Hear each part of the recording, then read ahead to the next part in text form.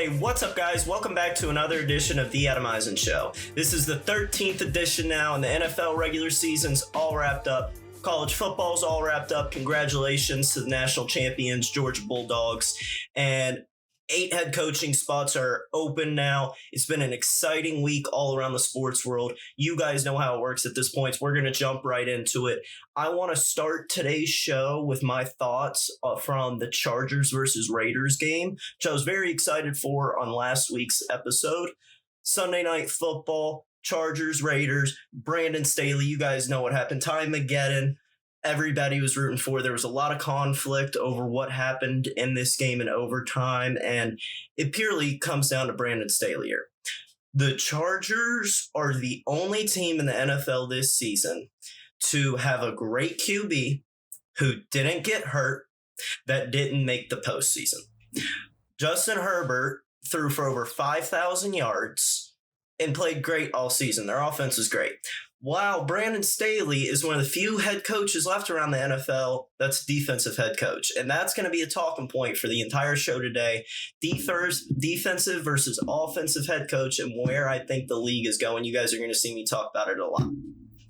Now, Brandon Staley, no, he took the final timeout, was seconds winding down in the game against the Raiders. If they would have tied in overtime like it was making out to happen, then they would have both gone to the playoffs. Instead, Brandon Staley took a timeout on third down instead of letting the clock run out for the Raiders to sub in his defensive package. So he did that, and that's one thing. Defensive head coach. But there was other times in the game where I had problems with Brandon Staley. Like earlier, he went for it on his own 18 on the road against an offense that has been getting better and a great kicker. On his own 18 on a 4th and 2. So, and I heard Jimmy Johnson talk about this a couple weeks ago, and I'm going to bring it up. And he talked about risk versus reward. Now, what is your risk here? You're on your own 18. If you turn the ball over, they can immediately score. Either 3 points or 7 points, it's going to be immediate. You're giving them points if you don't get those 2 yards. Now, your reward is you get 2 yards, you're at your own 20. You still have 80 yards to go for a touchdown. And for a team, the Chargers have only scored on a third of their drives this year. So you're taking a risk on your own 18 when your defense is 29th out of 32 in the NFL. With a defensive-minded head coach. You're taking that risk on the road for a reward that you're still going to have to drive either another 40 to 50 for a field goal or 80 for a touchdown, which you're only going to get a third of the time with the Chargers, which it doesn't get much higher in the NFL. I'm not hating on the Chargers for only getting a third of the time points. It's around the average. But you have to look at risk versus reward. Brandon Staley fully mismanaged this football game. And it was a complete letdown for the Chargers to not make the postseason. I think they were the best team along with the Colts to not make the playoffs. It was a real shame that they didn't. And even after the timeout, their team, which is a huge defensive team, defensive coach, all that, couldn't make the third down hold. It was like 3rd and 4, and they couldn't hold them. Granted, they still could. They probably still would have kicked the field goal, and it still would have been up to fate. But it would have been a longer field goal. Pressure would have been more on. And it's a different scenario, possibly, and the Chargers could be in the playoffs. But if you are the Chargers organization, the Chargers fan base, you need to be taking a hard look at Brandon Staley. He just got hired. He's going to get another year. But I don't think Brandon Staley should be real comfortable. And we'll get into the coaching hot seat later. I'm just going to be talking about the coaches who got fired. Brandon Staley's not going to be too comfortable next year if this same thing happens. Putting that out there now. Now I want to transition over to the NFC side. Big playoff game this weekend, 49ers versus Dallas. I'm going to jump into the 49ers first. They went into the Rams last weekend. Their fans absolutely went nuts in the stadium. Even Matthew Stafford said the Rams had to go to a silent count in their own stadium, and Jimmy Garoppolo was able to operate as normal. That's how much San Francisco fans were there. So good on the 49ers fans. It's really good for the fan base. And the 49ers are coming back into the playoffs. Jimmy G had plenty of mistakes this past game. And people have always hated on Jimmy G. People have always seen him as a backup QB, is not necessarily the guy. But I want you guys to remember Bill Belichick loved this guy. Kyle Shanahan said, if I can't get Tom Brady, I want Jimmy G. And Kyle Shanahan has only won 25% of his games without Jimmy G at QB. So as I tell you, Jimmy G is a success. The problem with him is he's a piece of glass.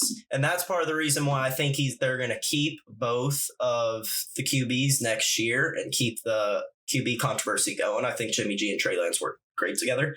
But back to the 49ers as a whole. Jimmy G looked great despite his picks. He's a great fourth quarter quarterback. He can get it done. And now Jimmy G is fighting for his life. He knows Trey Lance is supposed to be the future. But if he goes and wins a couple playoff games this postseason, it's going to be the boldest move of the offseason for GM John Lynch to move on from him. So if we're being fair, in my opinion, he deserves more credit. If you look at the Super Bowl, he played a great half of football. And in the Super Bowl, especially more than anything, you can't just go in there and rely on your quarterback to carry you. You have to have a great team overall. Jimmy G's 6-0 against the Rams. Him and Kyle Shanahan seem to always have the Rams number. And for the first 3 quarters or so, the Rams were iffy, but the 49ers were iffy, but they kept it close the entire time and kept it within striking distance. And Jimmy G and Deebo Samuel and Ayuk and all these guys were able to come in and make their plays and boost them into the playoffs. This team has a ton of fight. And on a perfect week, this team is just like so many other teams we're seeing in the NFL and this year, and people don't realize it. The Rams, who sold out this year, the Packers, who are selling out this year, the Bucks, who sold out last year, this year, everything. 49ers also fully sold out this year. John Lynch said the next few years are our only chance. Like, this is where we're going to sell out. Jimmy G, it's very low chance that he gives the 49ers 4 straight great weeks of football. But you can't rule out the rest of their football team because of how talented they are. I mean, Boza, everybody on all sides, they have a ton of talent. They can make a lot of plays. And them going into Dallas is where I'm going to get into Dallas here. Dallas is in a very interesting position. They are 12-5 overall. And when you go and look at their record, they're 6-0 against the NFC East this year. And they're 6-5 otherwise. Dallas has an extremely aggressive and hyper-athletic team. Micah Parsons is all over the field. I see him at the line of scrimmage, and then magically he's making a pick 20 yards down the field or making a play, something like that. Trayvon Diggs gets QBs to bite harder than anyone else in the NFL. He plays loose, and he gets QBs to bite, and that's how he gets his 11 interceptions. But I want to ask you guys why. Why do you think he gets QBs to bite? And when you look at his 6-0 record against the NFC East, look at the QBs that he is playing. He played Heineke twice, Daniel Jones twice, Jalen Hurts once, and Gardner Minshew once. And when you're playing those 4 QBs, Jalen Hurts may be on the uptick.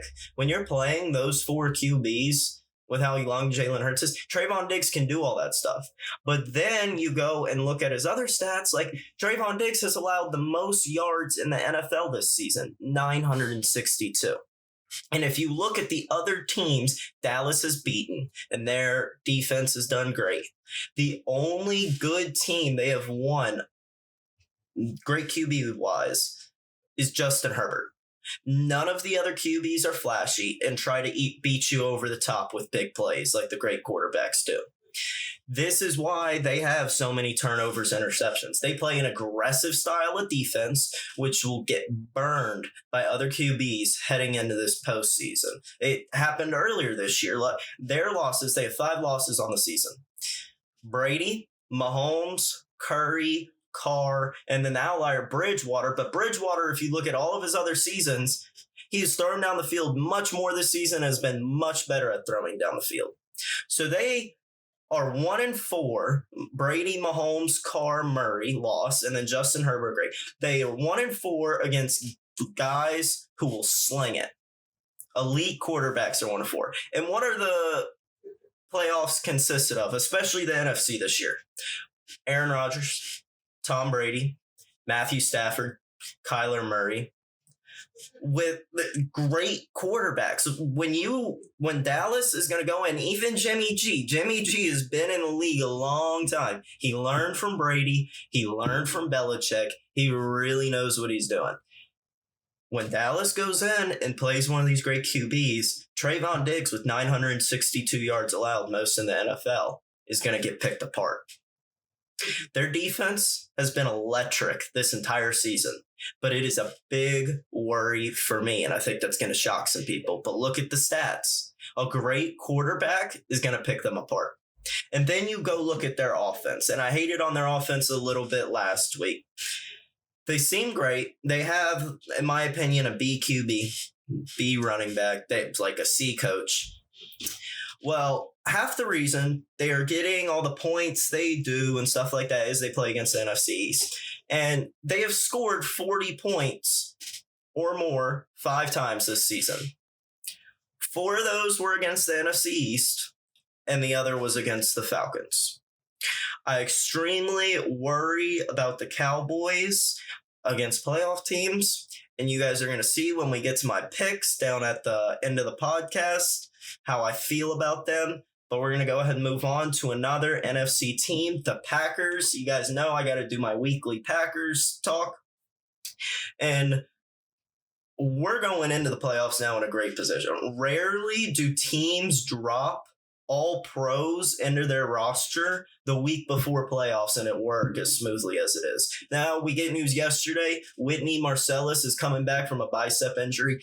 It's crazy what's happening. Juju coming back, potentially Whitney Marsalis. Guys are getting healthier a lot quicker. Technology's becoming better. Medicine's becoming better. And it's very impressive what some guys are doing and putting forward. Like Russell Wilson earlier this season with his hand. He came back in the minimum amount of time he could. It's very impressive for some guys. Whitney Marsalis, Jair Alexander, Zadarius Smith, David Bakhtiari, Josh Myers, Billy Turner. Those are all pros that are just getting sprinkled back into our offense, our defense. And it's just going to provide the depth. I love where the Packers are at the moment. And compared to last year, compared to the year before that, when we got to the NFC Championship, we are getting way better and surging into the playoffs this year. Aaron talked about it on Aaron Rodgers Tuesday on the Pat McAfee show. Energy feels high. They're ready to make a run. Now, here's the question I hear a lot of people saying, and I'm going to give you guys my thoughts on it. What is the Packers' hole? And when looking at the stats, after I watch every Packers game, it is their yards per play run defense. It's the same thing that it was 2 years ago against San Francisco in the NFC Championship game. We got exposed for it in the final couple weeks of the season that season. And I think it could be repeating this season. Last season, we got it fixed up. Zadarius Smith was on the front line. Grant, we have Zadarius Smith coming back. If he comes in, gets those situational football plays, which I think that's how he's going to be for the first week in the divisional round. If we make it to the championship game, could be playing a lot more. But in the divisional round, I think he'll just be playing a lot of situational football, not really be out there for all the snaps like he usually is. But our run defense is going to be the problem again this year if the Packers have a problem. We've had trouble putting away teams this season, easy teams, Chicago and Cleveland and Green Bay, the Packers couldn't put away. They need their knockout punch. They need to not slow down on the brakes and can't let teams crawl their way back into it, and got to be able to hold on 3rd and 2, 4th and 2, not give up 3 to 4 run yards every single time they run the ball. It's very obvious what the hole is at the moment, but it's less than it was a couple years ago. Not as worried as I was a couple years ago, especially with Whitney, Jair, Zadarius, all those guys coming back. It's going to make the defense so much better than it already is. And I'm liking where we're going. This week off is going to be huge for the Packers. They're veteran guys. They know how to handle a week off. Last year, they handled the week off great. So I expect it to happen again.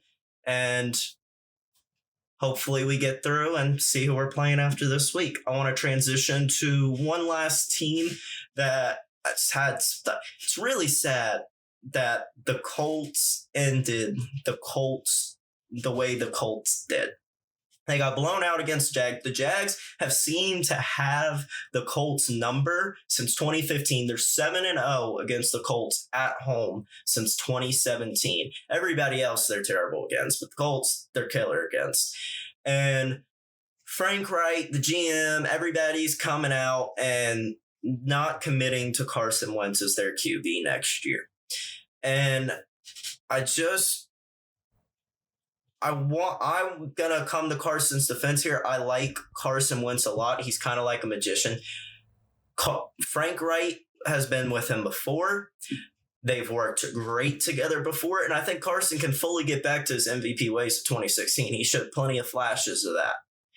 Full off season with the Colts. The Colts need to have a good enough team. Carson Wentz, there's 3 quarterbacks in the league that are going to go out there and straight up win you the game. Tom Brady, Aaron Rodgers, and can pick between a couple of the other few. Carson Wentz is not one of those QBs. So you need to have a good enough team, which they do. With Pittman, Taylor, they got a beast of a defense. They have a good enough team to win a Super Bowl. Carson just doesn't need to make the picks that he makes. And if you look at the QB class coming out of the draft this season, except for Kenny Pickett, it's not great. But Kenny Pickett's not going to come in and be what Carson Wentz is. The Colts are in a win-now mode. They're like the other teams I was talking about earlier. The Colts are very much in a win-now mode. So I don't think they should move on from it. Unless you have an offer to get Aaron Rodgers or Russell Wilson, there's zero reason to move on from Carson Wentz this offseason. And I'm going to move on to some guys who have already gotten moved on from this offseason. We have 8 head coaches already fired. And usually each year it's around 7.5 that get fired. The Raiders' interim head coach right now has the chance of getting let go. That would count as a firing. Right now we're at 8. Has the possibility to get to 9 at 8 right now. And this is where I get back into moving away from defensive coaches in today's league. I want you to look at the playoffs. We got Raiders, Bengals, Chiefs, Steelers, Bills, Patriots, 49ers, Dallas, Rams, Cardinals, all the teams. 7 out of the 10 teams are offensive-minded coach teams. We're moving away from the defensive way of things. Now, Vic Fangio was fired, defensive-minded head coach. Zimmer was defensive-minded head coach. He got stuck in his way. Him and both the GM were fired. I think Minnesota is an absolute great team, and if they go in there with the right head coach, they could be in the playoffs next year. I'm very happy personally that Nagy and Pace got fired, even though it's the Bears. That Nagy and Pace they weren't good for the franchise. Finally, the Bears get to move on, hopefully find their replacement. You guys got to remember, when GMs and coaches are both fired and the Vikings and the Bears situation, give them a year for one, but for two, a coach cannot even get hired until those teams have a GM hired, because it's the GM's job to hire a coach. So you got to have some leeway there, but both the Vikings and the Bears have great opportunities here. I think the Vikings are the most enticing team around the whole NFL to go to this offseason if I was a coach, just because how great their roster is. Minnesota has a great roster. It's talented. And except for Kirk Cousins with his contract, they're not screwed on cap space, and there's plenty of stuff you could do there. Now, one of the other big firings from this week was Flores. Brian Flores was fired from the Miami Dolphins. And Miami is now turning into a joke of a franchise. I'm fully shocked by this firing, except for that it came out of Miami. When I started this podcast, I was talking about Miami, the life around Miami, how much reporting there is, and it's kind of a different football team than there is in some other areas, like Patriots, just for example, the Patriots. I know how good of a system they have, but just as an example. It's a different culture, different environment. And now Miami's sinking farther. And in my opinion, this is the best thing that could have happened for Brian Flores. He was never going to become a great coach with Tua, and he was stuck with him. I personally wanted, like when Tua came out, I was all over Tua. Also, I didn't know how to evaluate quarterbacks that much then. I was all over Tua. And when they drafted Tua, Flores, there were reports came out about this, Flores wanted Justin Herbert. And the GM, who could keep screwing things up for Miami, went against him. Chris Greer, the GM, took Tua, not Flores. Then after I found out it was Chris Greer, I went and looked at Chris Greer's resume.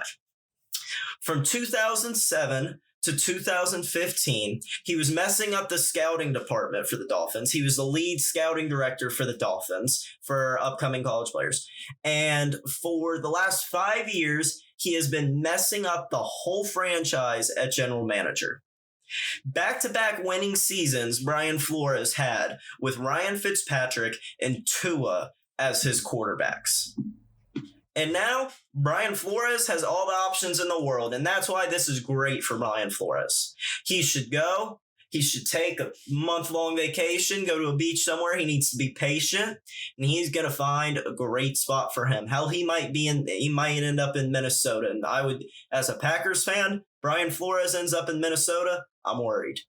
And Flores will be one of the best coaches in the NFL in the next 2 to 3 years. Mark my words. In the last 2 years, he's won 19 games. Only 9 teams have a higher win percentage than the Dolphins over the last 2 seasons. Win percentage .576. And he's definitely just not going to be out of coaching for long. This is a great opportunity for him to upgrade himself. And Miami has been obviously mismanaged, but I promise you other teams are going to look at what Flores did and want him immediately. And everybody that looks at NFL on a serious note, the Miami Dolphins are turning into a joke.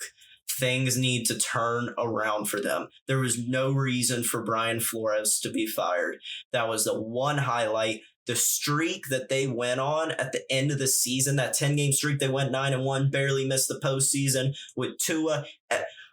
Remember what the Dolphins GM put Tua through earlier this season and all through the offseason. Stuff kept getting sprinkled about, maybe we'll get Deshaun Watson. And that played into the media I was talking about in Miami. Stuff kept getting sprinkled in there. We might trade for Deshaun Watson. We're interested in Deshaun Watson. And Tua's confidence got tanked. They ended up going like 1-7. Finally, they say, we're not trading for him. Look what happens. They went on like a 9-1 streak. I think they were like 1-6. They went on a 9-1 streak. They did great. Flores is fired, and they're going to sink farther. Everybody should want to get out of Miami immediately. They're on the downwards. Some other teams are on the upwards. We'll see where we're going. Pete Carroll is also, I expect to be fired. I hope Pete Carroll is fired from the Seahawks. They need to keep Russ over Pete. Pete has been stuck in his ways for so long. He's one of those defensive-minded head coaches. It worked for a couple years. Then they sold everything out, and they've been struggling with cap for years. Haven't gotten the playmakers they wanted. He's taken the ball away from Russ. They need to keep Russ and let Pete Carroll walk. And there's 2 other head coaches that got fired. One of the other big ones, Joe Judge. I'm going to start with this. What he did for his colleagues he bought, if you guys didn't see, Joe Judge, after he and basically all of his coaching staff got fired, he bought a ton of pizza, bought a ton of beer, invited everybody over to his house, and they had a little get together and they had a good time. Guys are going to remember that. That speaks a lot about Joe Judge's character. And if you remember when Joe Judge got up there for the first time ever for his press conference, he was a very well-spoken guy. And no one had ever heard of him, but they were like, wow, Joe Judge can speak well. He seems like a good guy.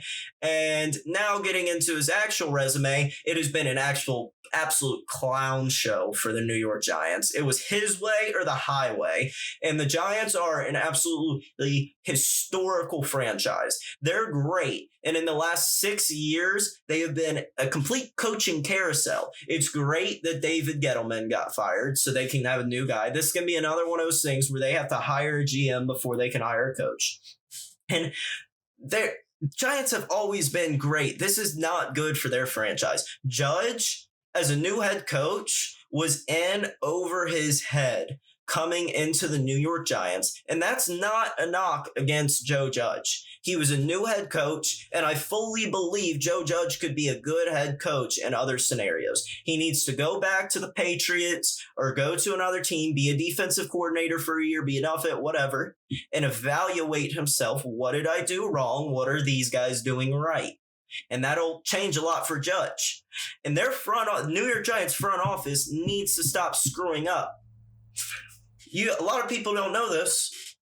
The New York Giants are already over on cap space for next season. Now, some other teams are. The Packers are, I believe the Titans are, Cardinals are, Rams are. They're all in the playoffs except for the Saints. Saints were right there at it. Giants were a train wreck this season, and somehow Dave Gettleman messed them up so bad that they have no money to spend. How is that possible? It should help with the firing of Gettleman, but this is nothing but chaos at this point, and it's gotten a fight with an offensive line coach. They have the worst O-line in the league. Joe Judge was in over his head and was a complete clown show this season. It was just not good. And then the last head coach to be fired, David Culley. This is one of the other ones that I fully do not understand. Last season with Deshaun Watson, the Texans were 4-12. Deshaun Watson played great ball. They had J.J. Watt. They had a way better team than this year. And David Culley comes in this year. He potentially finds the Texans their future QB in Davis Mills. David Culley grinded the whole year. The Texans kept putting up fight for David Culley. And it's only been 1 year. How are you just going to keep continuously? The Texans are turning into a worse joke than the Dolphins are turning into. Jack Easterby, joke. Firing of David Culley, joke. It's terrible. Handling of all the situations with J.J. Watt, DeAndre Hopkins, joke. It's been very bad for the Texans, and it's just going to keep getting worse. If you can't even keep a coach for 1 year after he does bad, but shows you improvement, there's nothing you can do. It's over. And so I'm going to get my playoff predictions for this wild card round. We have 5 games, I believe, say 5 or 6 games, 6 games that are coming up this weekend. I'm going to have straight up predictions and my thoughts for all the games, and then I'll give you guys my lines of the week. We're starting off Raiders at Bengals. I think this is going to be a very close game. The Raiders have been a team this entire year that has been fighting. John Gruden happened. Henry Ruggs happened. They get this interim head coach, all this controversy, everything's going on. And they somehow jumped into the postseason. So don't expect the Raiders to go down easy. But they have been magical this year. And my thing here, Burrow is the better QB. He's ascending right now. The Bengals have the better team overall, and the Raiders have been magical this entire year. Magic can't keep up forever, especially with the type of tight games the Raiders have been playing. So my opinion, it's going to be close, but I see the Bengals will win it. If I was betting money line, Bengals money line. Next game up on the schedule, Patriots at Bills. Now, this game, I've been going back and forth this entire week because I've been watching the weather. And now it's looking like in Buffalo, it's going to be between 0 and 8 degrees. It's going to be a clear day, no clouds, possibly wind. We don't know much about wind yet. And either way, we know New England can't throw down the field. And the weather is going to be for anyone wanting to bet this game. You need to watch the weather and what is happening right up until game time. This game is going to come down to takeaways and how far Josh Allen can throw. If New England forces turnovers and Josh Allen is in a crazy cold environment and can't throw the ball far, New England's going to win. They've done that all season. Straight up, I'm leaning towards the Bills, but the entire week I've been going more towards the Patriots, and my pick for the spread will resemble that. The Bills have the best defense overall in the NFL, and they didn't even have a single Pro Bowler. I was watching an interview the other day with their best corner, and honestly, that whole defense feels spited and snubbed. It's going to be a war. Bill Belichick, it's the same way with Saban seeing a team three times. Saban may have lost this past week against Georgia, seeing them the third time. But majority of time when Saban or Bill Belichick see a team for a third time, they're going to win that game. So it's really interesting. Straight up, Bills are at home. I'm going to be a smart picker and pick the Bills. With my spreads of the week, I will not be siding with the Bills, but money line, I would take the Bills. Eagles at Bucks is the next game up. A lot of things have been coming out of Tampa Bay this week. Their heads aren't screwed fully on straight. The whole AB situation just happened. There's been controversy there all season. So people are like looking at the Eagles like, oh, maybe. No, absolutely not. Jalen Hurts will not go into Tampa and beat Tom Brady. Tom Brady will at least win the first round. Would not bet not a thing against it. Bucks, money line, without a doubt. Next game, I went on a big rant about the 49ers and Cowboys earlier on the podcast. Straight up, I'm taking the 49ers. I think the 49ers are going to come in and expose Dallas for what they really are. Dallas has a ton of pressure on them, in my opinion. McCarthy needs to win a playoff game, and Dak has only put up big numbers against bad teams. People are expecting them to win, and the 49ers are going to come in and uppercut them in Jerry World. They're going to pound the football down their throats with their running game, with their trick plays. And Trayvon Diggs, Micah Parsons, that defense isn't going to – they might be hyper-athletic. They might be all this stuff. They're hyper-athletic against teams that don't know what they're doing on the offensive side of the ball. They're going to pound the football down their throats, and the 49ers are going to win this game straight up. Steelers at Chiefs is the next game for the weekend. Chiefs is going to have to be my pick here. Steelers are lucky to even be here at the moment. And like I've said throughout this whole show, they have a defensive-minded head coach. We're moving to offensive-minded head coaches in today's league. And I will say, after I saw what Big Ben said the other day, he had an interview, and he was like, yeah, man, we're expected to lose by 20 points. So I don't really care. Like, we're just going to go in there, play football, have a good time. It'll be great.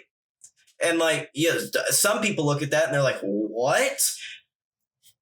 But who is the most dangerous man to fight?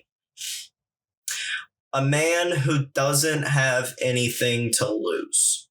And that's why I think it's a little scary. That's why my spreads of the week will show this. What Ben said this last week, he described the Pittsburgh Steelers as a man who has nothing to lose. That's a scary fight to have. They'll keep it close. Chiefs are going to win, but expect it to be a ball game. And last game of Super Wildcard Weekend, they added this game Monday Night Football. I'm super excited. Manning Cast will be on Monday Night Football too. That is going to be a great time for playoff football. Cardinals at Rams. Straight up, I think I'm going to have to take the Rams here. The Cardinals have been kind of on a downward motion. Rams have been like plateauing as of late. Cardinals have been going down. Matthew Stafford is the best second half and fourth quarter QB this year in the NFL, and that's what I love. The Rams have a good enough team to keep the game close until the second half. It'll be within 2 scores. Matthew Stafford is the best in the second half and the fourth quarter. He'll come out and win you that game. There are playmakers that get paid all this money. It's their job to go out there and keep the game close. With the Cardinals turning downwards, I got to take the Rams straight up. Now, moving over into my picks of the week. Last week, week 18, had another week going 4-1, above 500. I don't think I've gone below 500 and want to say like 8 or 9 weeks now. It's been a really good time. If you're betting with the at the Adam Eisen Show, it's probably been good for you as well. Starting off with game 1, San Francisco at Dallas. I was just talking to you guys about this. San Francisco is going to win it straight up, so it's a no-brainer. San Francisco +3. New England at Buffalo. Weather is going to be terrible. If the weather's terrible, Josh Allen's not going to be able to throw it down the field. New England's going to get turnovers. Bills might win, but New England's going to keep it close. New England +4. Cardinals at Rams. Cardinals trending downwards. Rams plateauing. Best second half and fourth quarter QB. Got to take Rams -4. Eagles at Bucks. Everybody talking bad about the Bucks. Tom Brady is going to eat that up like a sandwich and going to spit out 9 points over the Eagles, so Bucks -8.5. Raiders at Bengals. This was one of my hardest games to pick. I honestly still don't have a pick for it, and I'm about to just say it.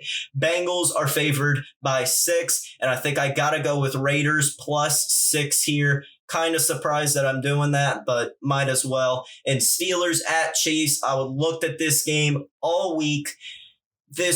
It was a hard game for me, and then I was looking at it the other night, and my eyes just kept going to the Steelers, and I heard Ben say what he said, and I think the Steelers are going to keep it close. So I picked all 6 games for the spreads, all 6 games money lines. We got for the picks of the week, San Francisco +3, New England +4, Rams -4, Bucks -8.5, Raiders +6, Steelers +12.5. Ooh, I am really in debate about that Raiders game. Actually, scratch it. I'm changing my Raiders game to Bengals -6. So San Francisco +3, New England +4, Rams -4, Bucks -8.5, Bengals -6 with that great offense they have. They deserve a big win in Cincinnati, and Steelers +12.5. Thank you all so much for tuning in to another edition of The Adam Eisen Show. Be sure to head over and check out the show's Instagram before next week's episode 14. Thanks.